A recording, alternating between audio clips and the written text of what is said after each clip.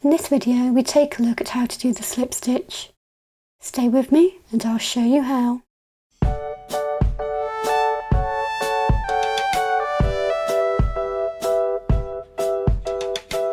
You can do slip stitches every other row to make a lacy pattern, or you could do them along the edge to make buttonholes.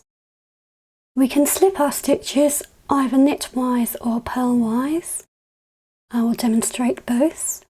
Let's begin knitwise. I'm going to begin by making 2 knit stitches. To slip knitwise, we come in behind the stitch and go in from front to back as though we were about to knit, and without wrapping our yarn over the needle, we just pull off the left needle.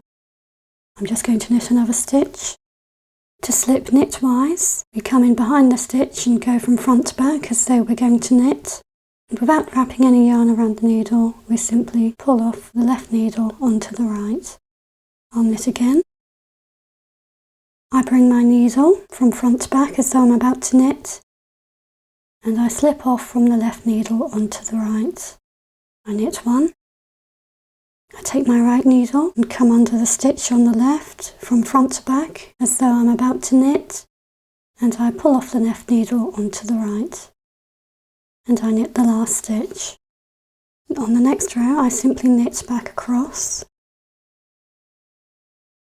And now we'll work back across, slipping purlwise. I'm going to knit the first stitch, and then on the second stitch I'm going to come under the front of the stitch as though I'm about to purl, and without wrapping any yarn around the needle, I pull off from the left onto the right.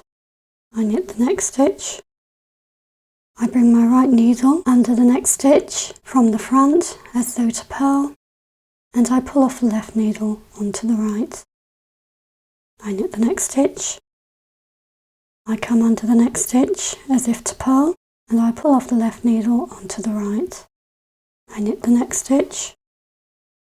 I come under the front of the next stitch as though to purl, and I pull off the left needle onto the right. I knit the next stitch.